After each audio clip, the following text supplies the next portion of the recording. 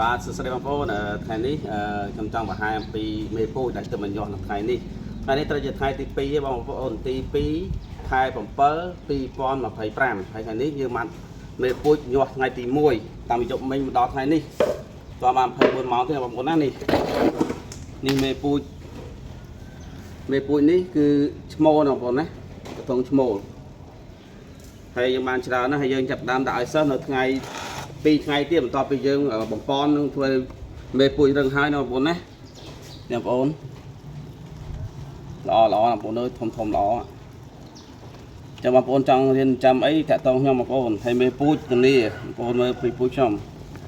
ហើយ2ថ្ងៃទៀតនេះគឺយើងចាប់ដើមដាក់ជូនសិស្សដែលបានកំងសិស្សដែលបានកក់ហ្នឹងណាបងប្អូនណានេះយើងបំពន់វាសិនបំពន់រយៈពេល2ថ្ងៃ3ថ្ងៃអីបានយើងចាប់ដើមដាក់ឲ្យសិស្សដោយសារឲ្យវារឹងខ្លួនណាបងប្អូនណានេះតែមួយថ្ងៃទេបងប្អូនយើងចាប់ហ្នឹងគឺចាប់រយៈពេល5ថ្ងៃបងប្អូនមើលពូជខ្ញុំបងប្អូនអូយច្រើនណាស់នេះបងប្អូនមុំតំល្អរឹងបែបមេពូជនេះអាយុ55ថ្ងៃណាបងប្អូនណាចាំឲ្យឃើញរឹងមុំល្អណាបងប្អូននេះសម្រាប់ឈ្មោលណាបងប្អូនណាអញ្ចឹងយើងចាប់ជាបន្តរហូតគឺយើងចាប់រាល់ថ្ងៃហ្មងរយៈពេល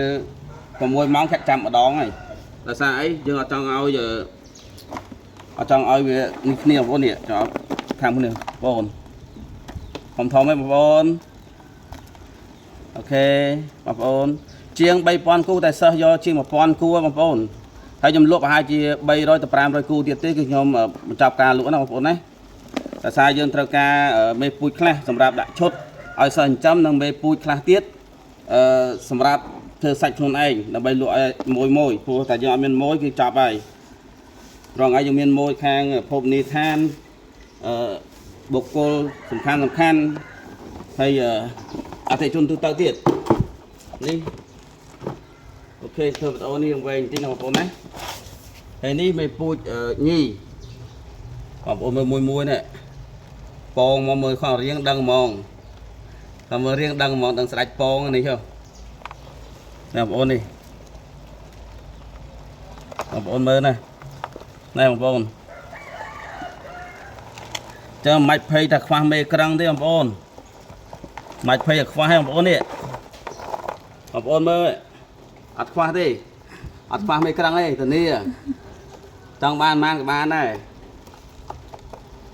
មិនថាគ្រូមិនថាសិស្សមិនថាអីទេគ្រូខាងណាក៏ដោយខ្ញុំលក់ឲ្យដែរណាបងប្អូនណាព្រោះខ្ញុំដាក់គប់កងសម្រាប់មេក្រឹងហើយណាបងប្អូនណាហើយតម្លៃគឺតម្លៃដូចគ្នាទាំងអស់ណាបងប្អូនណាអត់ខុសគ្នាទេតម្លៃមិនថាសិស្សមិនថាគ្រូមិនថាអ្នកយកទៅលក់តមិនថាអ្នកយកទៅដាក់ឈុតឲ្យគេនិយាយទៅគឺខ្ញុំលក់ឲ្យទាំងអស់ណាបងប្អូនណាបងប្អូនមេពូជខ្ញុំទៅដឹងហើយថាមុំតំយ៉ាងណារហ័សរហួនយ៉ាងណាបងប្អូនណា55ថ្ងៃបានខ្ញុំយកទៅធ្វើជាមេពូជចាំបងប្អូនមិនភ័យយកទៅខ្លាចសុខភាពអន់អីទេបងប្អូននេះមិនបារម្ភទេតើនេះការចិញ្ចឹមខ្ញុំគឺប្រើចំណីសម្រាប់ហើយបើសិនបងប្អូនចង់បានឈុតចិញ្ចឹមចង់បានមេពូជចង់បានសភៅអីចំលក់ឲ្យទាំងអស់ណាគេក៏ដោយមិនភ័យទេហើយការបរិញ្ញាហ្វ្រីទៀតហើយតើនេះការថាចេះគឺ100%ណាបងប្អូនណាការបរិញ្ញាមាន4ចំណុចសំខាន់ចំណុចទី1ខ្ញុំបរិញ្ញាជាលក្ខណៈផ្ដល់ជាសភៅឲ្យសភៅចិញ្ចឹមដួលហ្នឹងទី2គឺយើងបរិញ្ញាជាលក្ខណៈវីដេអូក្នុងការអវត្តនៃការចិញ្ចឹមដួលហ្នឹងទី3យើងមានសម្ភារៈឲ្យបងប្អូនពេញលេញមិនបារម្ភទេនិងទី4ខ្ញុំនៅប្រឹក្សារហូតទទួលបានផលចឹង4ចំណុចហ្នឹងគឺខ្ញុំធ្វើក្នុងពេលតែមួយមានន័យថាបងមិនចេះទៀតមិនដឹងនិយាយមិនទេបងប្អូនអូខេអញ្ចឹងខ្ញុំបានបង្ហាញតែប៉ុណ្្នឹងទេបងប្អូនណាដោយសារកុំឲ្យនេះខ្លាចវានេះដោយសារដួលចឹងនៅខ្ចីដែរទេបងប្អូនចឹងតែនៅខ្ចីនេះមិនតាន់រឹងល្អណាខ្លួនវានៅមានពណ៌អាឡូងចឹងទេចឹងរៀនតិចទៀតរៀនពណ៌ស្អាប់បានយើងដាក់ឲ្យអតិជនបានឬក៏សិស្សបានណាបងប្អូនណាឃើញអាឡូងខ្លាំងហ៎ចឹងតិចទៀត2ថ្ងៃចាប់ដើមរឿងស្អាប់ទៅមានន័យថាខ្លួនវាហ្នឹងគឺចាប់ដើមរឹងមាំហើយអាចយកទៅប្រកាសបានណាបងប្អូនណាអូខេអរគុណច្រើន